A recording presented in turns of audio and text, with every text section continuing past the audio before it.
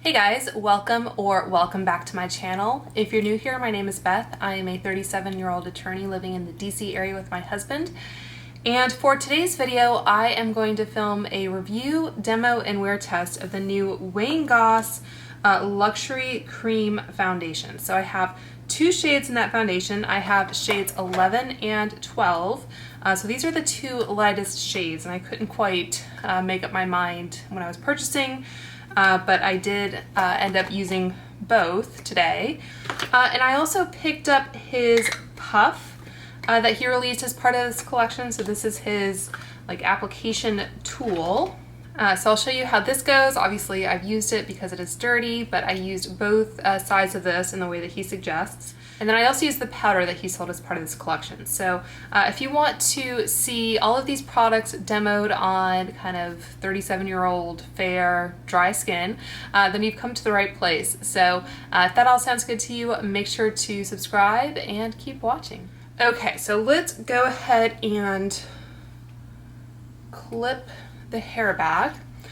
So I said in my full face of pot makeup, so makeup in pots, I had the Monica Blender Cover, which is another cream style foundation.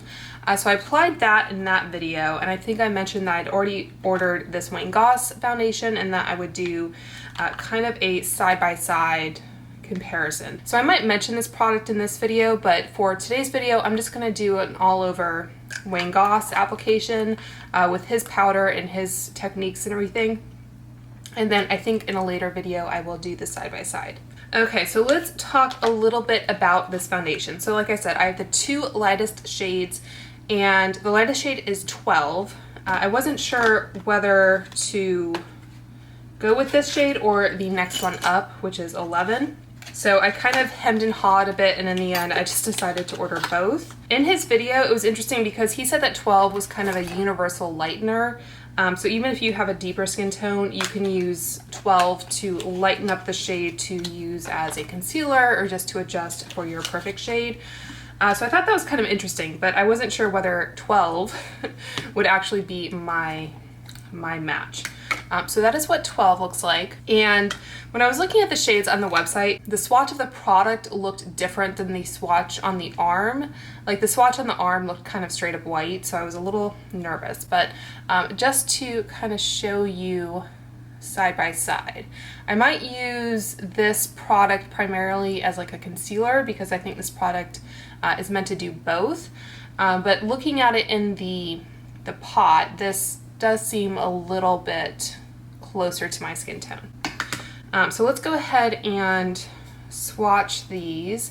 It's a emollient, but like if I press in, it doesn't kind of really disrupt the product. So that is the shade 11.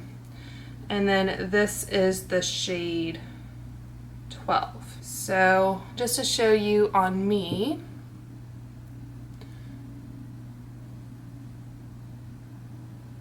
that is 12 and that is 11. So yeah, so I think 11 is going to be a much better match for me. And like I've said in previous complexion videos, some good matches for me are the NARS Light Radiant Foundation in Oslo, the ColourPop Pretty Fresh in Fair 20N, the Makeup Forever Reboot in R208. There are the products swatched on my hand. And I think I've also mentioned lately that the Kosas, what is this called? Revealer Skin Improving Foundation in 120 is a little deep on me, so just to kind of situate you in terms of my complexion. Okay, so now that we know kind of where we're going in terms of the shade, this foundation, by the way, is $38 for 1 ounce of product. So 1 ounce is kind of your standard foundation amount.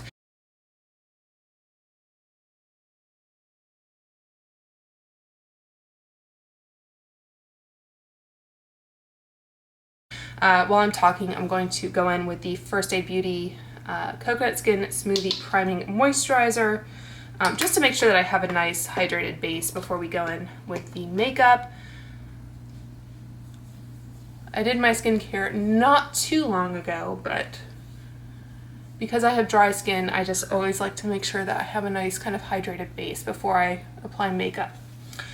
Okay, so like I said, it's $38 for 1 ounce. The Monica blender, by comparison, you get 0.62 ounces, and this is $52. So the Wayne Goss is a pretty good value for money. And like I said, I do plan to do a straight up comparison video, but just to kind of give you some idea. I was actually a little surprised when I saw the price because I thought it would be a little bit more expensive, but it wasn't. That being said, the packaging is really not, it's not anything special.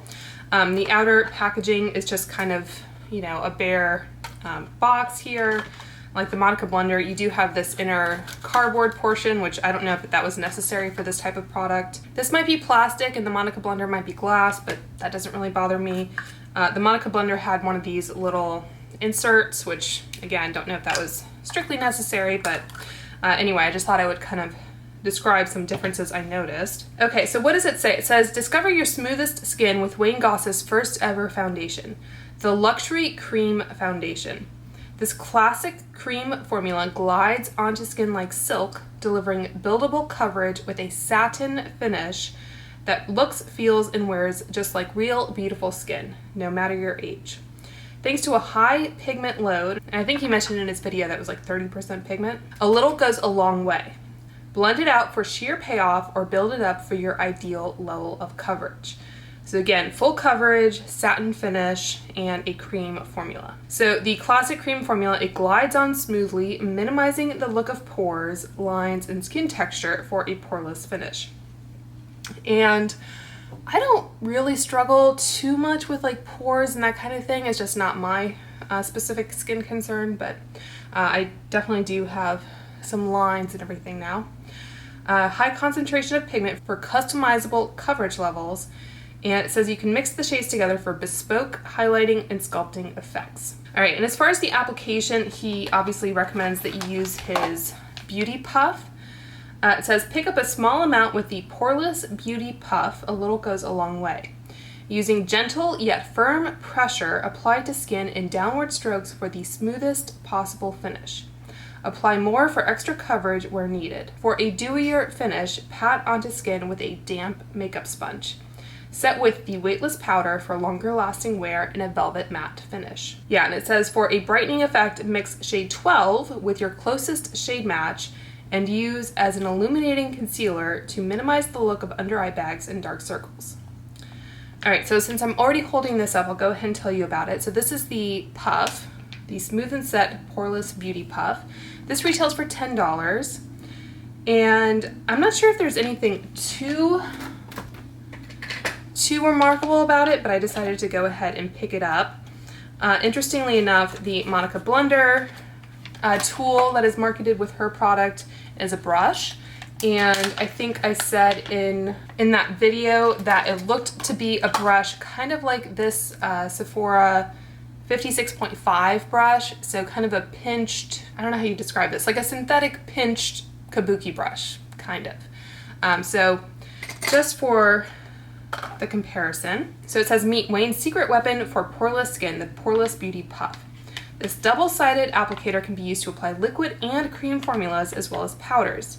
Use the smooth side to glide foundation onto skin with a virtually seamless finish, or flip it over to apply powder without disturbing the makeup underneath. That's kind of how big it is. I do have this Laura Mercier puff that I've never used.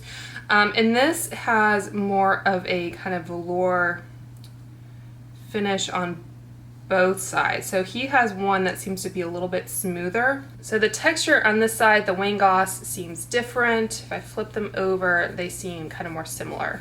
And the Laura Mercier is the same on both sides. I think this just has a ribbon. Like, I think the idea, you could kind of flip it over if you wanted to, but it's not really designed to do that. This Wayne Goss is, and it actually has his name on both sides, and it's a little bit elasticated as well. So yeah, so we have the velour side with the long fibers for the powder, and the smooth side, which is this one, has shorter fibers to polish away pores, skin texture, and facial hair as you apply foundation. And I think he said in his video that you want to do kind of downward strokes because otherwise you're kind of roughing up the hair that normally kind of lays down or grows down, I guess. And this has a silicone interior, it says, and that's supposed to create a supple, weighted feel for effortless application every time. It does feel like squishy, kind of. Like I can kind of feel that silicone texture. This just feels like, you know, a small little pillow type thing. And you can wash it occasionally, it says, with gentle soap and water and let air dry. Okay, so I think that is really all that we need to cover. I'm just going to quickly apply my Charlotte Tilbury corrector because I always use a corrector because I have some serious dark circles.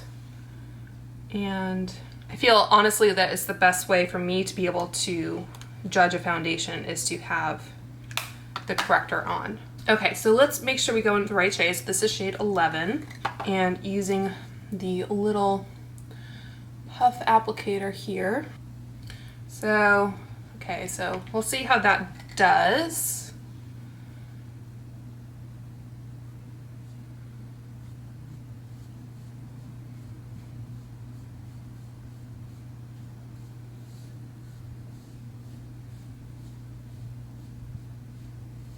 I do have this little mark here. I think it might be rosacea actually, so let's see how this does. It smells a bit makeup-y, I think. And I think as I'm using this, let's zoom you in. I think I'm still kind of seeing some streaks. So I think I might go dampen my Beauty Blender and see how that does. I feel like with the amount of pressure you kind of have to exert with this, you do kind of run the risk of moving the product around. All right, so I have my dampened Beauty Blender here. I'm wondering if I just try to pick it up with the Beauty Blender, how well that will do. So, like so. This will probably give the sheerest amount of coverage.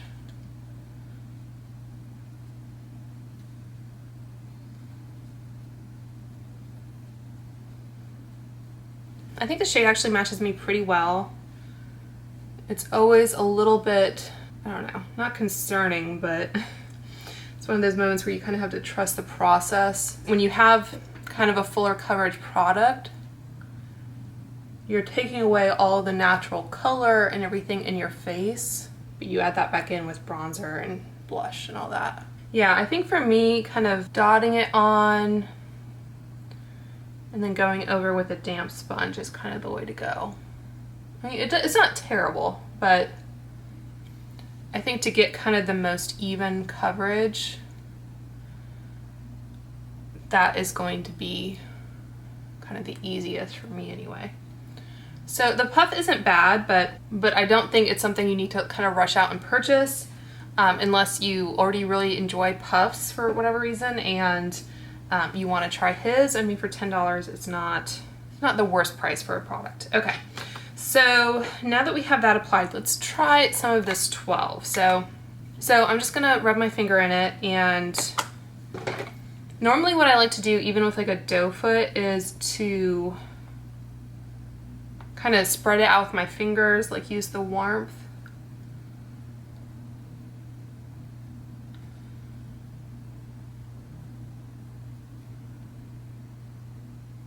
And I don't think I ever told you how these products are described, so 1 second.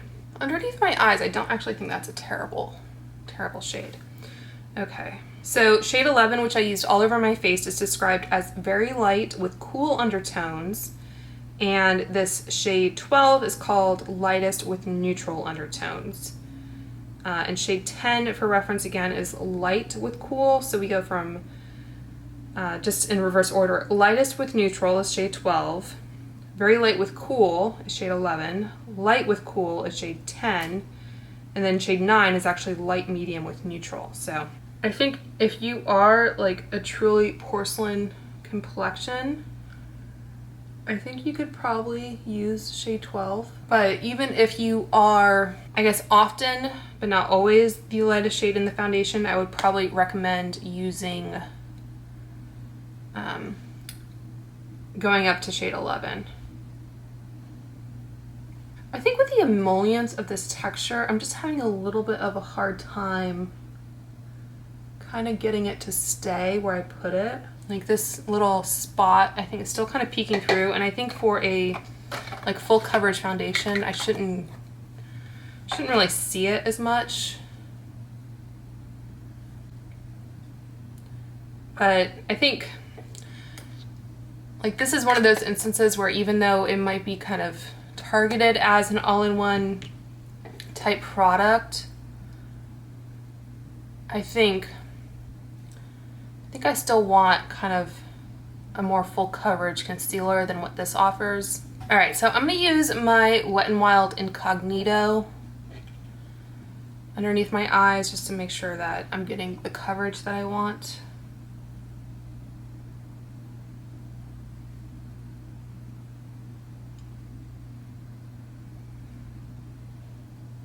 Okay, so I think that gives me a little bit more of what I want. So before I apply the powder, I just want to apply some of my like cream contour. So I have this Fenty Matchstick in the shade Amber, and that's what I like to use on my nose, just down at the tip here. And then I'll use my BK 101 brush.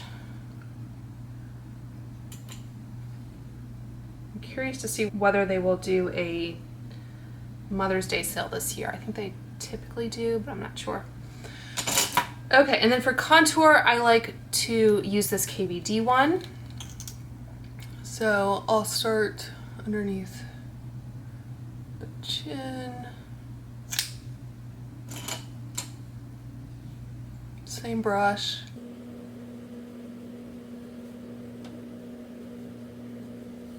And then I think this will be the test. I like to use some on my cheeks.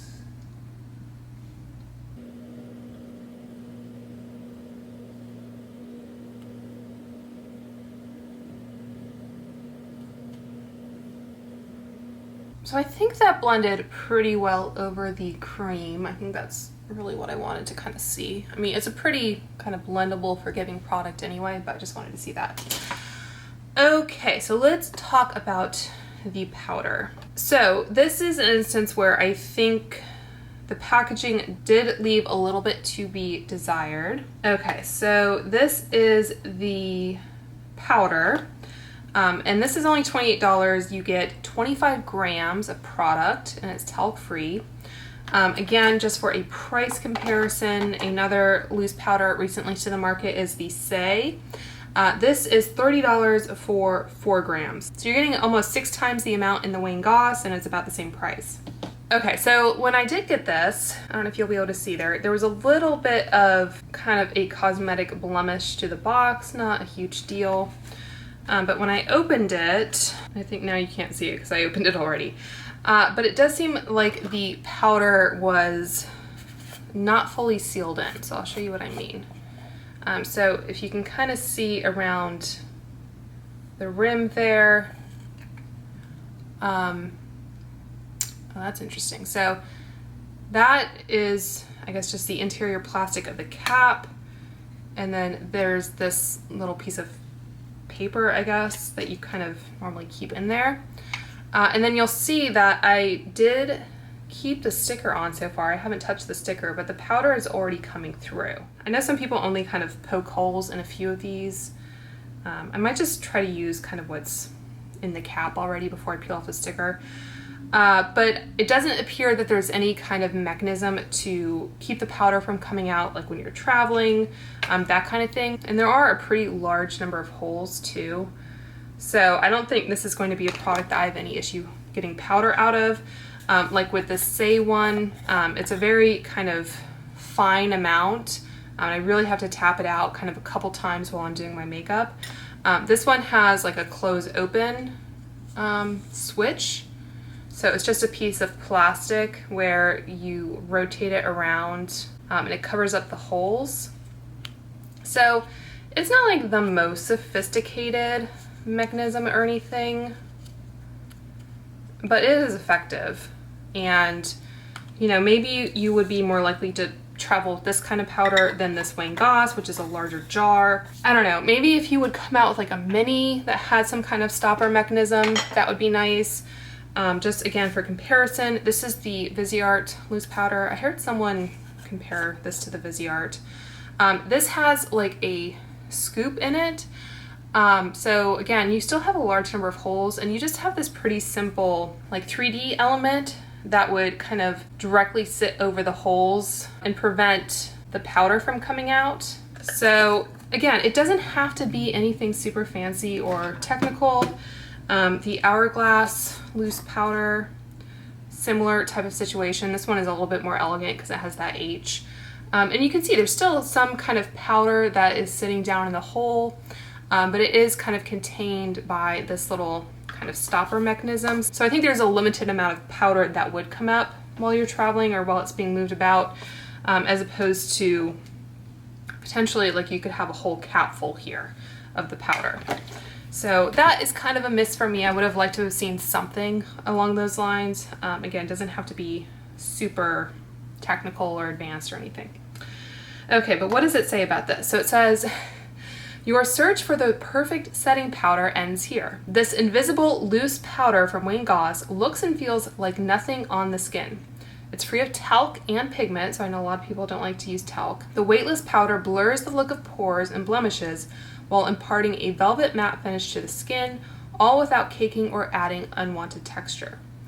So it says, it's an ultra finely milled powder that melts into skin without adding unwanted texture or altering the color of the foundation. Creates a silky velvet matte finish and softens unwanted shine with a subtle blurring effect. Used for baking concealer, setting foundation, or use as a finishing powder to soften any visible lines or edges. So it says, for best results, pick up a small amount of powder with the velour side of the puff. So I moved it over to this side.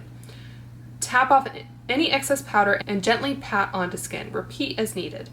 Can also be applied with a powder brush. And his tip here, it says, gently pat or dust a small amount of powder over highlighter to tone down any overly shimmery areas. Okay, so I think I am looking pretty radiant.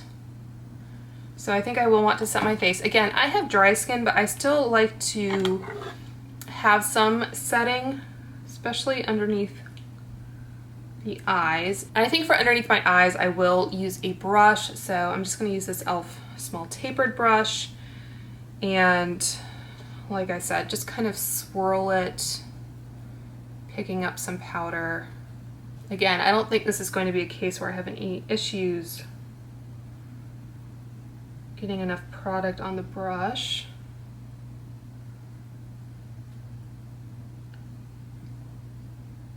Okay. So that is the set side, that is the unset side. You can let me know if you see any kind of blurring effect going on. All right, so let's try the puff. I think while I'm at it, I might just kind of dust off. I feel kind of like a archaeologist or something. All right, so I just peeled off the sticker, and let's see what happens when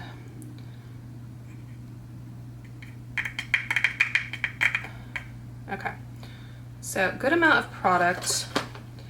I'd say so far I'm thinking that if you go through a lot of powder, I think, you know, you are getting a good value for money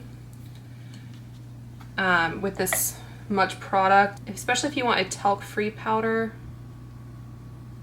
I haven't done like a thorough kind of price comparison or anything. Okay. So, yeah, I think going back to my kind of original thought on this, like if you do like puffs, then by all means, but I don't think it's kind of revolutionary in any way really, and just kind of kicking off any excess that I might have. All right, so I think for the other side, I'm just gonna go in with that same brush again. And so you can see the difference in finish now.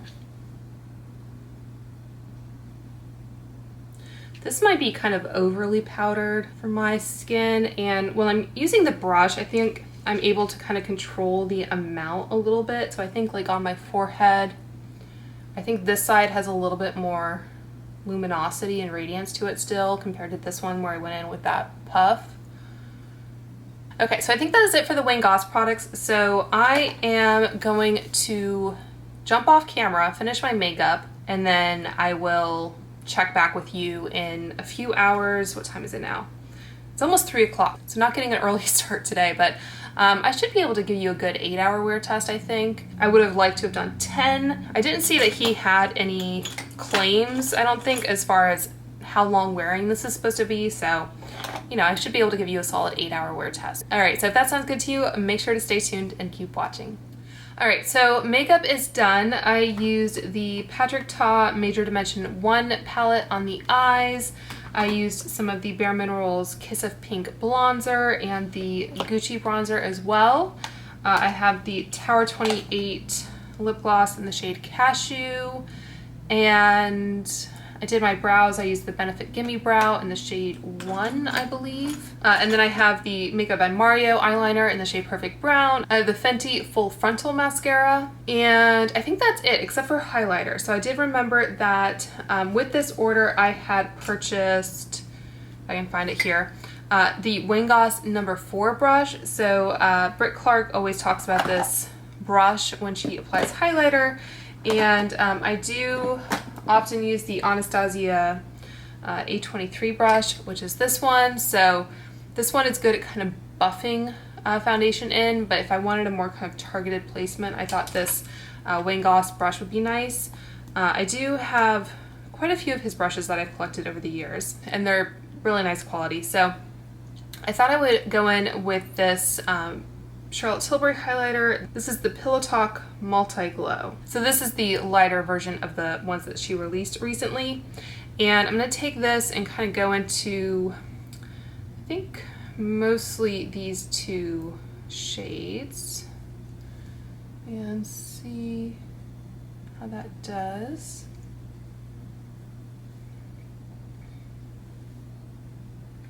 With the blush application, by the way, I felt like it was getting a little patchy on this cheek, which was kind of surprising because that was the one that had maybe more powder. So I don't know if it was the blush that I was using or my blush brush. I used the Repper number 5, which normally is great. I just took my e.l.f. small tapered brush again. So I think it still had some like residual powder, so I just kind of went over it to kind of smooth and blend it in. So interesting that that happened, but you know, I was able to fix it. So yeah, I think honestly my initial impressions of these products are that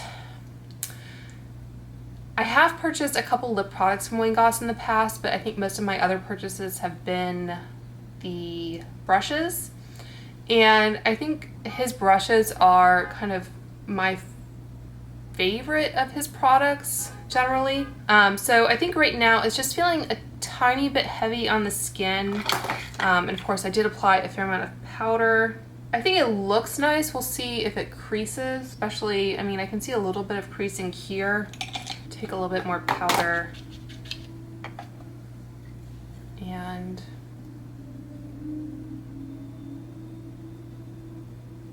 so far it looks okay. Not totally in love. It just feels a little bit heavier than I would like. I think I might actually spray a little bit of my Tarte Maracuja Miracle Mist. So we'll see how this does.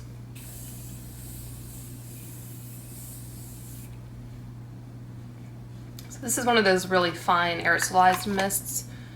We'll see.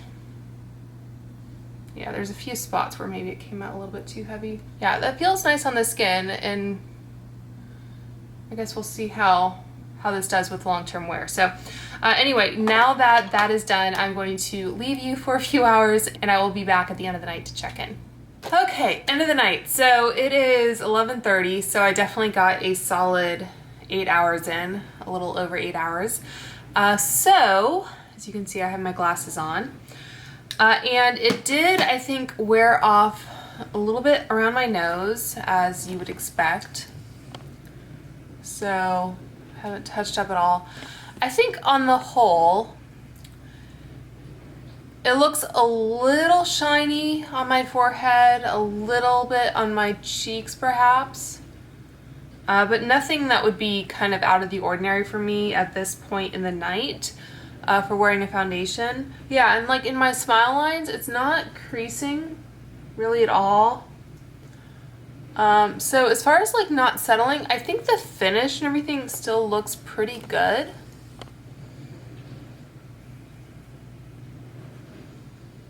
And I haven't touched up or anything. I haven't blotted or applied more powder.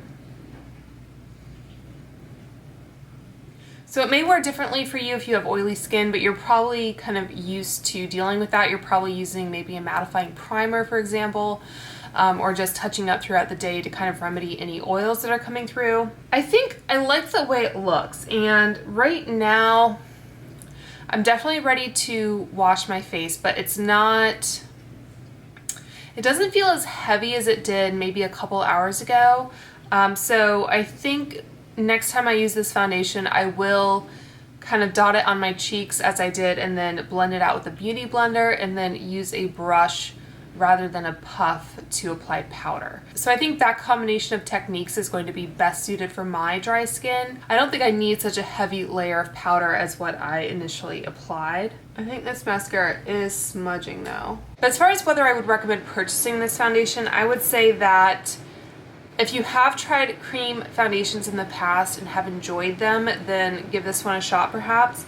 I don't think the price point is bad for what you're getting, and I gave you those comparisons at the beginning of the video. The experience of using them is not perhaps as luxurious as some other products I have tried, but again, I think the price point kind of reflects that, even though I think of Goss as being a more kind of high-end luxury brand in general. So I think if I had to rate this foundation, I'd probably give it a pretty solid B+. I think it wore pretty well. There were definitely a few hours there where it did feel kind of heavy on my skin, a little bit drying, but I think now it's kind of balanced out a little bit. So I will be trying it again compared to the Monica Blender foundation, so be on the lookout for that. But yeah, I hope this video gave you some idea of what the product is like and whether it might be something that you would be interested in, something that would suit your preferences. It's not my new holy grail or anything, but I will, I think, continue to play around with it and experiment. So anyway, until next time, I hope you guys are all doing well and staying safe, and I will talk to you soon. Bye.